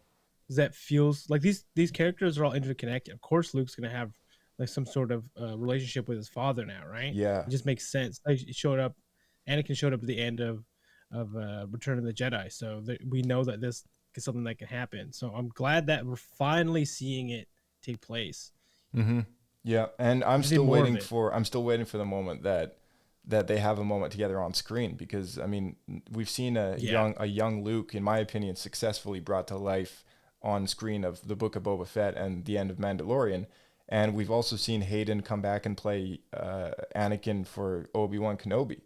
And I mean, like, let's make it happen. Like I don't know what they're waiting for, you know. But I don't know. It is what it is. And I was really happy to have read this like book, you know, even if it's just for that little scene. I was like, that's amazing. That was so cool. So, it also references something that we talked about in the Brotherhood book. There was a descriptor that was used for Anakin and his presence in the Force being that of a sun dragon or something. Is a story that Shmi, his mother. They name dropped that in. They name dropped it. The signature of the dark side was unmistakable. Luke had sensed it in his father, Darth Vader. Vader had been a fire, a twisting sun dragon that curled in the core of a star about to go nova. The Emperor Palpatine had been the exact opposite. He was ice, terrifying cold of the bottom of the endlessly deep ocean, the abyssal plain in which there was no light, no hope, a cold so absolute, so ultimate, that all life withered in its presence. I was like, oh, that's such a great descriptor for each of those characters, but I love how they kind of threw in that little sun dragon kind of title that they used before. Specifically, you know, that there was some interaction there between the two authors, for sure. Yeah, there definitely was, for sure. And I read the acknowledgments, and Mike Shen is name dropped in there as well as the I forget his name. Is it Matt Stover? I think the original author of the Revenge of the Sith novelization, which Mike Shen pulled that from. He also is like mentioned in the acknowledgement for pulling from how that novelization opened is the same in which this novel opens. Okay. Some sort of like forewarning of darkness to come. It was like on the first page of this novel, there's like this kind of almost like this prophecy kind of paragraph. And I think that was it was either the exact same or pulled a lot from the original Revenge of the Sith novelization that came out when the movie did. So I thought that was pretty neat. Yeah, it's cool. Let's see here. Do you got anything to bring up so far? No, this has been pretty straightforward. I know the thing that's been knocking the back of my head is right at the end. So okay, all right. Sounds good here. Let me see. What's the next thing? We had our first appearance of a new lightsaber, which came out of originally was a creation for a Star Wars book called Dark Legends. There's been a few books in this series. One of them is called Myths and Fables. One of them is called Dark Legends, and another one, I believe, I think it was called. I'm blanking on it, but there was 2 or 3 or something of these books which had short stories, and they were these very kind of like fable-y kind of Star Wars stories that you didn't quite know whether or not they were canon or not. And it wasn't a Legends book, so it's like you could kind of look at the book as a canon material. But a lot of these stories were like, oh, did they happen? Like, we'll never know. And the Scimitar lightsaber is Right. Yes, a it is. direct product of one of those stories. So Okay. this book way, essentially confirmed the it's- canonicity of that little short story. That It's thing came out. pronounced scimitar. Scimitar? Oh, yeah, sorry. Yeah, scimitar. Yeah. Yeah. It's a Middle Eastern blade. It's Right, yeah, curved. it's like curved blade. Yeah, I thought, like, what are your thoughts Yeah. on this curved lightsaber blade? Like the blade itself. I being was curved. surprised when I heard it in the novel. I know my first thoughts were, "Oh, we're heading back to the EU." And that was one thing I actually didn't like about the EU. Have like lightsaber axes and a bunch of nonsense. Yeah. Now we got whips. Now we have flat sabers with points, being the dark saber. We got scimitar blades, which to me, I feel like the scimitar is probably the most ridiculous. You can kind of argue the rest of them a little bit. Yeah. But like now that you're doing this, it's like we're gonna have like an axe or something, or like we're gonna have a lightsaber hammer. Yeah. So this lightsaber of Darth Noctis. The story is called A Life Immortal, and it's found in the Dark Legends book. So if anyone wants to look it up, there's a few things I want to bring up here. First, a little piece of reading here. Luke and Lor San Tekka had once tried to find the relics of Noctis years before, following a group calling themselves the Acolytes of the Beyond, were amassing their own arsenal of Sith artifacts in some vain attempt to harness their dark powers. Instead, Luke and Lor had found the Acolytes to be splintered, disorganized, enamored more with the idea of the dark side than with learning how to truly wield that power. They may once have been a terror group led by fanatics, but that had been in the past. But it had not been a wasted expedition. Luke and Lor San Tekka had retrieved a number of items, including Sith lightsabers, although the weapon of Darth Noctis had not been among them. And Luke had never been able to help Luke had even been able to help one of the acolytes free herself from her cultish thrall. That was then. Now Luke had stumbled onto proof that Noctis was no mere legend. And they kind of hinted at the backstory of this character that they go to in the book, which really helps them out a lot. What was her name? Not Kaiza. It was the other one. Yeah, I was trying to remember it too. She's the one who was a Sith acolyte, but Luke actually managed to convert her away from the dark side, and then she and her droid companion were hiding out on this like super dangerous planet where everything is poison, basically. Yeah, exactly. So Dark Legends book, it's out there. People can read the stories. Second thing, Acolytes of the Beyond. I brought it up earlier. We first introduced that story in the Aftermath books. That was many years ago. It's kind of nice to finally see some payoff, because I feel like that was just a story thread that just went nowhere for like the longest time. It was like, what happened to the Acolytes of the Beyond? Like, there's even a new Disney Plus show called The Acolyte. Has nothing to do with the Acolytes of the Beyond, but like, what's up with that storyline, right? And it's kind of nice that they're finally tying things up a little bit in a nice little bow, so we can just kind of move on. But Luke's experience with them, was this a story that I missed, or is this a backstory that's being provided for as original content for this novel, if that makes sense? Because it's hard to tell when something's an Easter egg and when something's original backstory that's being made for the purpose of the story that we're reading, and insinuating, this is backstory that happened before, but it's actually not in a previous story, right? Yeah, so, because the Sith acolytes are tied to the Aftermath trilogy, so it's hard to know how much of that is just borrowed from that. Yeah, because I don't remember Luke showing up in any of those books, so I feel like it was just something that maybe they made just from scratch, I guess, but I don't know. So yeah, I was under the assumption that it was new, but I wouldn't be surprised if that was the case. Mm-hmm. Subtle mention. They name dropped Sith Lord Momin, which is it was a reference to the Lando Marvel comic series, which is a mini series just called Lando. And in that story, he encounters a few Sith artifacts. This is prior to the events of Episode 5, possibly after Episode 4. And he finds his way into a vault of Sith artifacts. There's a helmet mask thing from Sith Lord Momin that plays a story later on with Darth Vader. But it was kind of an interesting little name drop that it is mentioned. It's like, as part of the canon, Lando's had his fair share of dealings with Sith artifacts and, his own kind of personal experiences, like witnessing kind of that weird power. Whereas like a lot of people probably not know what the heck, a Sith artifact is, or like what any of these things are capable of doing to people.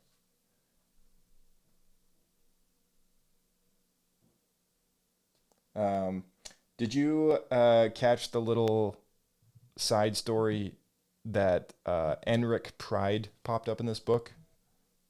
Yeah, Pride, which is then the guy who replaces Hux in the Rise of Skywalker. Yeah, so he had a few chapters that he popped up in. Yeah. We find out he's Imperial, and he's a very by the book kind of guy, and he really doesn't like Ochi. It also mentions that he had a cloak made out of Ewok pelts. Like he said, there was something about how he once owned, it dropped it somewhere where it said that he owned a cloak that was made of a family of Ewok pelts. And I was like, that's terrible. Oh my gosh. That's horrific. But the peak of fashion. Yeah. Can't go wrong with that. Yeah. One thing along the storyline that's happening with him, though, is from his perspective, he shares how he's working with these. They're kind of like Imperials, and they think that they're as big or as great as the Empire was, but they're like a joke in comparison. They're called the Corporate Sector Authority. That's it. Yeah, and they were more like a security team, if I'm not mistaken. Yeah, it's kind of weird. I don't really. So there's one book that takes place after this. If you look at just all the staple Del Rey books, it's one called Bloodline, and in that novel, it takes place closer to the events of The Force Awakens. Leia discovers that's the Leia one. Yeah, Leia discovers that there's like there's people funding kind of like they're training people for being like troopers and stuff like that, but it's not necessarily First Order, but it's kind of like insinuating that it could be like a proxy company that might have something to do with like sending people over to the First Order later or something like that. They make a very loose connection towards it because I think the book came out before Episode 7, so they never actually did anything to directly connect events.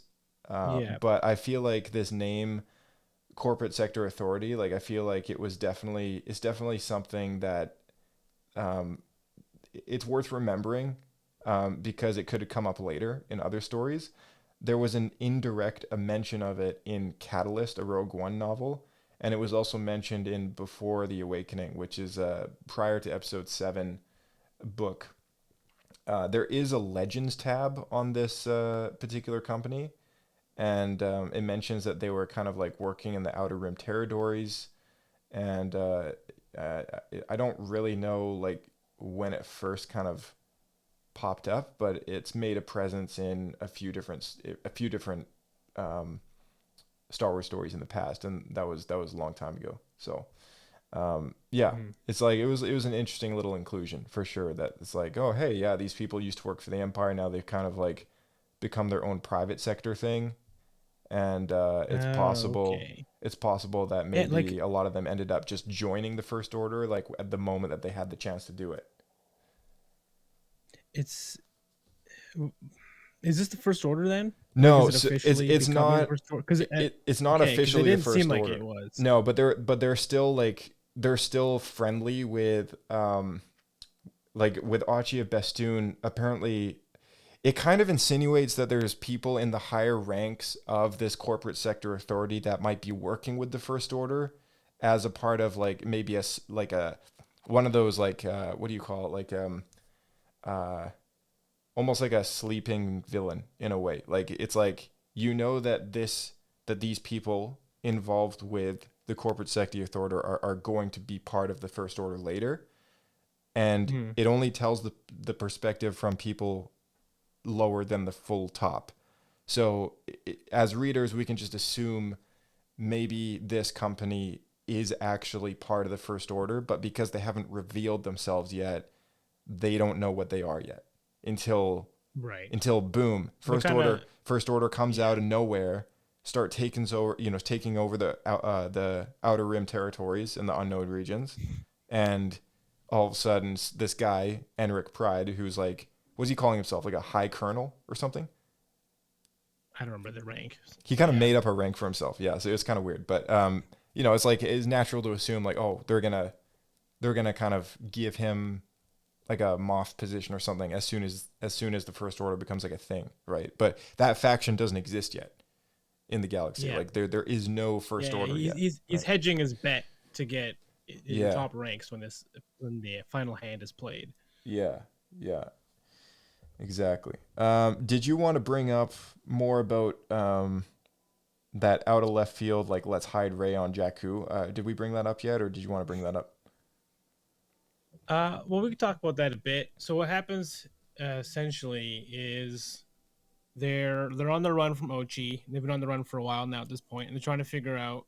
They think the best option is to hide Rey to save her from him, and then they leave as a distraction, essentially. And they decide that the best place to hide her is the place where Ochi first found them, because you would never think to go back to the original place that you found person, right? You wouldn't expect them to go back there again when there's a whole galaxy to go instead. So they go back and they leave for Jakku, and they decide to essentially pay off Plut. Right? Yeah. They decide to pay him off because they realize that he's kind of he's a very self-serving person, so he's not really going to ally himself with either side. He's going to go with whoever's going to give him the best deal. So they make a deal with him to look after Rey for them, and they're supposed to return within a year or so. Right. And obviously that never happens. But... Yeah, their whole plan is at one point there's like an audio connection between Rey's family and Lando, who claims, I'm here to help, I'm with a Jedi, we can help you, kind of thing. And then they're like, oh, cool. And then they kind of get away. There's a whole bunch of stuff going on at once. But their plan is, let's ditch Rey somewhere. Just so she's safe, we'll kind of lead Achi and our pursuers away from her. We'll deal with them while we try and find and meet up with Lando and the Jedi.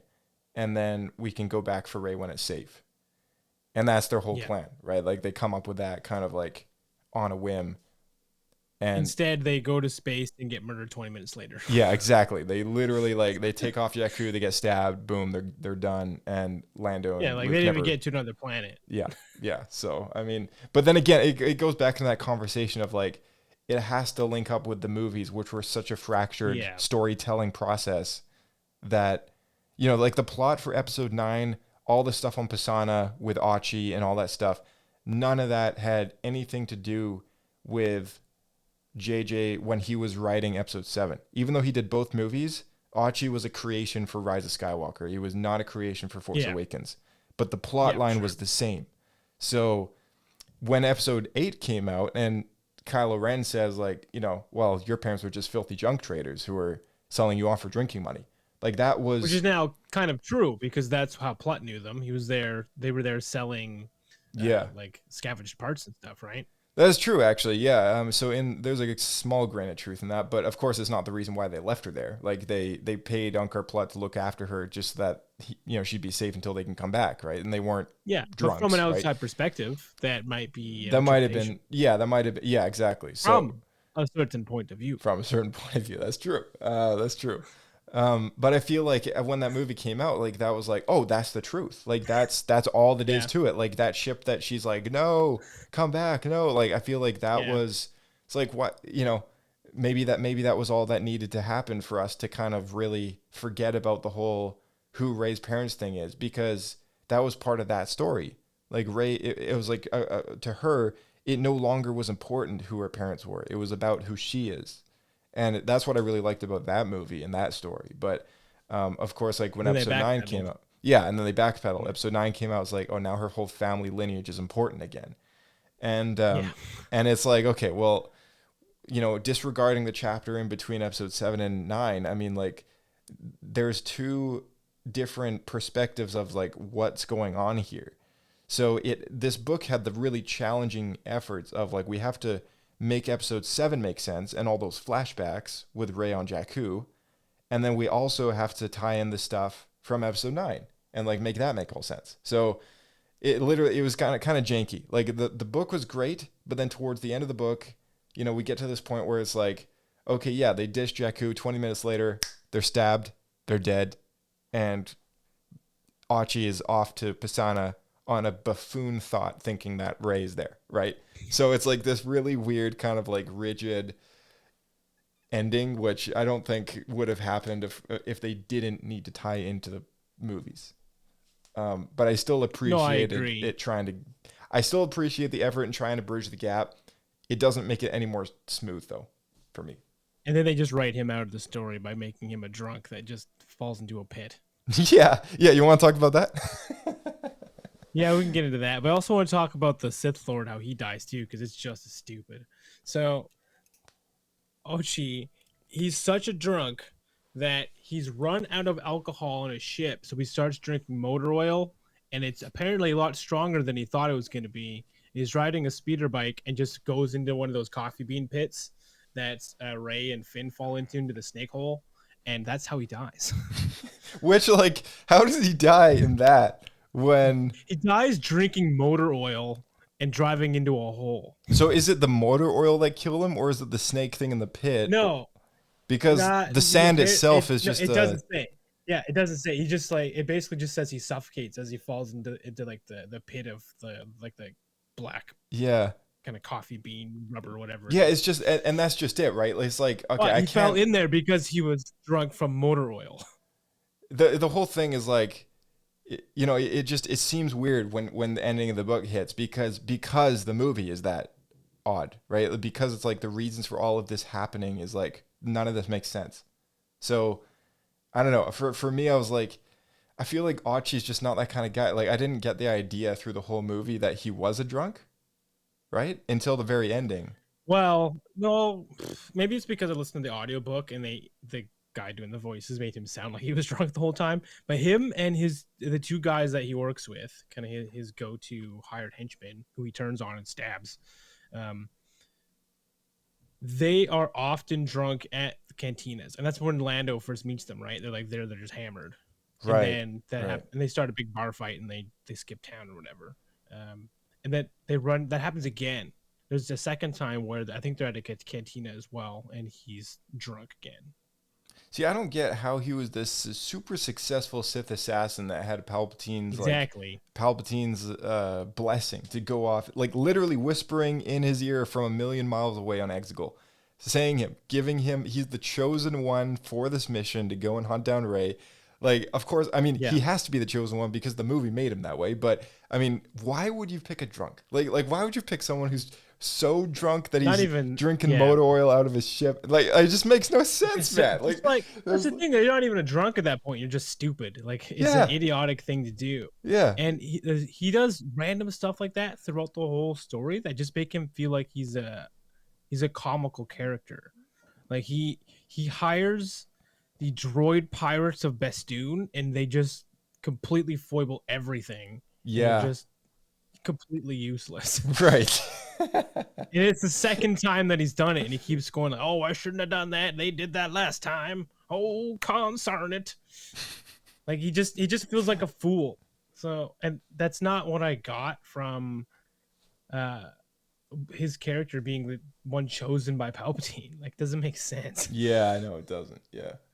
Yeah, I'm glad to finally get the story. So I enjoyed the story of kind of where we got to, but I think his character should have been more serious. I think so too. I think like what little that we got in episode 9 was for me is like, okay, that's a scary looking guy. And Yeah. from the Vader comics, he was not that buffoonery. Like he actually was able to combat Vader in a pretty successful way. Mind you, Vader was like, you know, he wasn't at his full peak of power or anything. He was like limbless, and it was like a test that Palpatine was putting him through. But either way, he like earned their respect enough to kind of get granted access to Exegol at one point and have all this stuff happen to him while he was there. But it was just the kind of thing I was like, I just don't understand why he was elected for this mission if he's known to be a certain way, if he's known to be buffoonery. foolish, Yeah, if yeah. he's known to be foolish, he would not be the one that's hunting down Rey, right? So, you know, and the Palpatine's a very resourceful guy. I'm sure there's other people out there that he can go to for that kind of thing. Yeah, So, exactly. Like Boba or Yeah. Dengar or somebody. Yeah, so I feel like there may have been just a better way to kind of wrap up his demise. Like there may have just been, I don't know. I like again, like Yeah. they Probably had goes he out had of to come nowhere. up. Yeah, he had to come up with a reason for him to be on Pasan in the first place. But then it's like killing him off. I feel like there could have been like maybe a different way to do it. But the book is already quite long, and this happens in like the second last chapter. That he goes to Pisana. Yeah. So it really was cutting short, you know, I think of what could have been, but that's just my Why opinion. why do you have to be drinking motor oil? Like that's the part I don't get. Why make him that stupid? Or it's like antifreeze or something. But Yeah. why not just have him searching on the planet, and maybe I don't know, he's got to fight something, and that I don't know, he runs into that snake and falls Yeah. into the hole or something. Yeah, exactly. Something, Yeah. right? Right. Right. I don't know. I don't know. Maybe some pirates show up, you know, shoot his speeder down. You know, he Yeah. ends up in the But- caves, and then Yeah, the like anything snake like comes that, after him. right? Right. Just an unfortunate event, right? Yeah, exactly. Exactly. But it's still not as stupid as how the Sith Lord dies. Talk about it for me. It's so well. We haven't explained that storyline really at all. Okay, so Um, so Kaiza of Corellia, who once led the Acolytes of the Beyond, the one who Yup Tashu, the Emperor's advisor, gave her that Sith Lord's mask, and eventually the mask grants her the lightsaber scimitar. But she's looking for a wayfinder to navigate. Sorry, she's looking for a way to get to Exegol, and it happens to be Kyber crystals that Luke and Lor Santeca find earlier in the book. And these Kyber crystals act as almost like a band-aid for anyone who doesn't have a Wayfinder device. Because the way that these crystals work is they are, through the Force, attracted to their source. The source being that giant mountain of a Kyber that Archie burned his eyes out, right? So these are like fractions of that thing. Yeah. So her all they plan, can do is tell you a straight direction how to get there. And as Luke points out, even if they manage to get to where the I forget the part of space it is, but it's like the nebula, part, the you red can't- nebula. Yeah, but it has no way to get you through that part, which is supposed to be impassable unless you have a wayfinder. That's right. That's also where he initially finds her, is on the edge of the nebula on an asteroid. She's like camped up there. And I thought it was interesting that he actually goes as far as that nebula, and Exegol's on the other side of it, but he actually doesn't go through or anything like that. He encounters her there, leaves her half for dead, kind of in a hurry to rescue Lando, and doesn't finish the job. And then she's resurrected sort of by the droids who kind of use the mask to possess her corpse with the Sith Lord. And so the Sith Lord is now driving her corpse wearing the mask. Yeah. And now she's fully possessed. Yeah, now she's fully possessed. Yeah. And she's been cybernetically rebuilt. Yeah. And then and then they have one last fight. Yeah, and then they have another fight. And this time Luke can tell that he's not fighting her, he's fighting the actual Sith Lord. Yeah. And the ending is just so stupid. It's just so dumb. So there's this epic fight going on, and then this lizard comes out of nowhere and just grabs the Sith Lord and just like goes into the distance with him, and he's just presumed dead. Yeah, yeah. Like some big, huge like creature that has Yeah. nothing to do with the fight pops Nothing to up do with anything. and just They eats just it. yeah. And It's like they just like didn't know how to end the fight, so they just like wrote in this like giant like say a T-Rex or something. yeah, I think it's more like a serpent, and it just bites it. Doesn't even I don't even think it swallows the Sith Lord. I think it just like carries it away in its mouth. yeah. That's exactly it. And it's just it just pulls I it was back down to its home. flabbergasted, absolutely flabbergasted when I read that. Like the story was going so well, Yeah, and then just this complete left-hand turn. It was just the stupidest thing. yeah, yeah. No, I totally agree. I think like that. Like it was a pretty good story for all intents and purposes. The story served a purpose in trying to bridge the gap, right? Like I think that's all the book was supposed to do, but it did a terrible job at the demise of the two main villains of the story, which was Achi and this Kaiza person who ends up becoming Darth Noctis in a corpse. That's pretty much the whole. Cool. Which is cool, yeah. And I thought that was a really cool storyline where this character who Luke's trying to save, and then she decides, no, this is what she wants to do, and then she dies, and the Sith Lord still has capability to like possess her body. I thought that was super cool. Yeah, that was neat. Yeah. And then it just didn't go anywhere. Yeah, the big dragon pops up out of nowhere. I'm like, boom. It's like, dude, like, why? Like, between that and motor oil, it's like, I'm pretty sure there's better ways to, like, kill people off. It was, off. like, written by a 10-year-old. They should have consulted with, like, the Game of Thrones writers and say, what's an interesting way to kill somebody? You know, like, that's all it takes. Just a little bit of a asking around. Like, you know, how would you prefer a Sith Lord to die? I mean, like I don't know. Like, I personally would have loved to have seen Luke actually win a lightsaber duel and have that thing just kind of disintegrate in a way that maybe like Voldemort might have disintegrated, and then the mask maybe clunks onto the ground, and then he slices, cool. Or like stabs it like right through the mask, and then the mask just like the Witch King in Lord of the Rings, just like whole thing, just like the power just like sucks into itself and explodes. There was a part. Cool. There was that part of the fight though that. So it's only like half a reason that this Sith Lord dies from the serpent thing.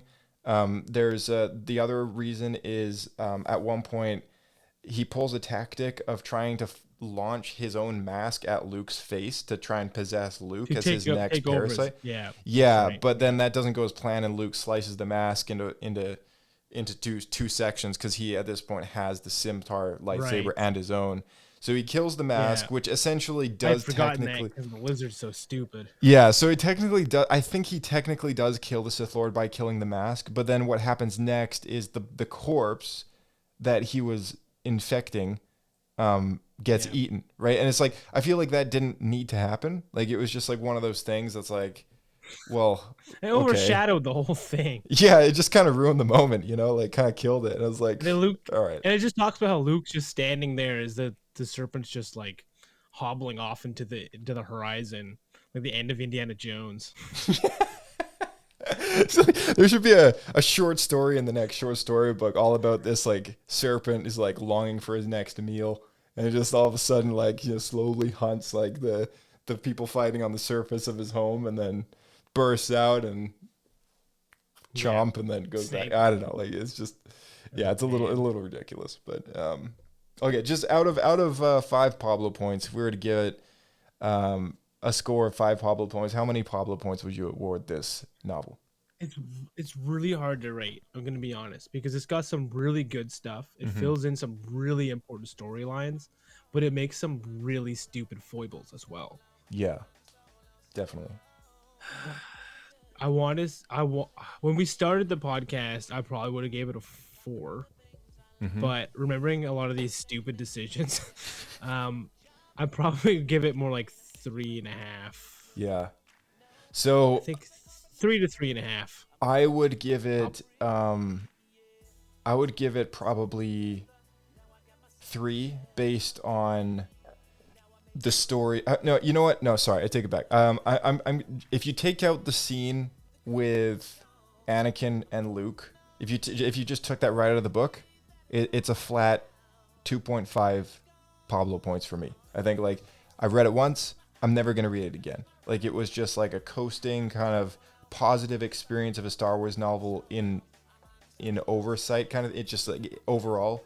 But if you throw in all the cool bits, especially that chapter with Luke and his father, I think I got to give it like a 3, maybe 3.5 Pablo points. But again, that was such a small part of the book. And there was some pretty cool moments with Luke and Lor Santeca. I really appreciated those moments as well. And some of the writing for this over like this shadowy kind of presence of the Sith like throughout the book is really, really well done. So like, just for that alone, like, you know, I gotta say 3.5 I think is probably the best way to put it. If there was less kind of buffoonery moments with the villains, it could definitely have my full respect as like a 4, maybe 4.5.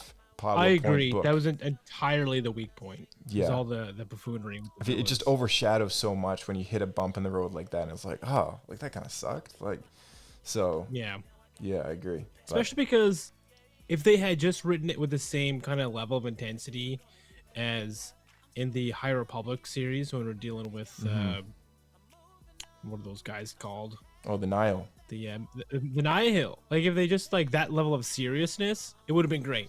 Yeah, it probably would have. Yeah, totally. Well, I guess that's all we got for this particular episode. And you know, right around the corner we have next week we've got the premiere of Andor and a few other things happening on the podcast in the near future. So I don't know what our next book review is going to be, but we'll figure that out at some point whenever we got more time to dive into one of those. So thank you, sir, for joining us on this one. And I guess any last minute things you want to say? Otherwise, we'll catch you in the next one. No, just thanks for having me on. It's always a pleasure being on the show and chatting Star Wars with you. It's always a good time. So thanks for the invite. And I look forward to the next one. To all our listeners out there, see you out there. Keep flying.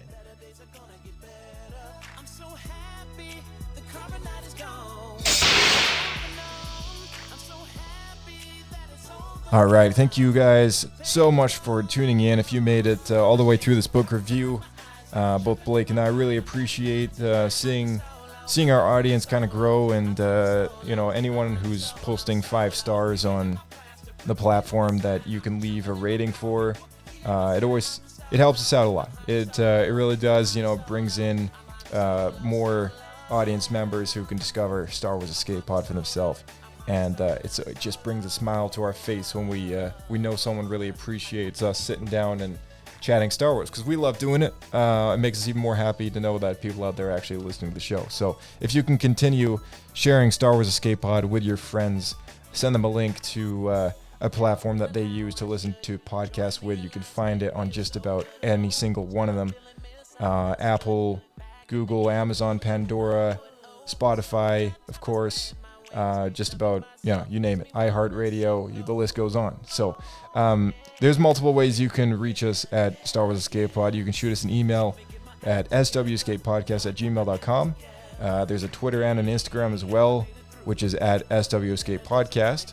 There's also a link in the description to our Discord server, and it's quite small, but there's a few useful tools on there to follow Star Wars news and the podcast RSS, as well as announcements for new podcast episodes.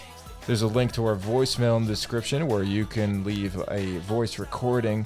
We'd love to hear your opinions on Shadows of the Sith as well, so feel free to send them in. You can also send in a voice recording to our email address. And with Andor right around the corner, coming out next week on Wednesday, you can look forward to the first 3 episodes dropping on Disney+. We're going to be talking about those in the following days after, and we're really looking forward to that. So, thank you once again for joining Star Wars Escape Pod, and may the Force be with you.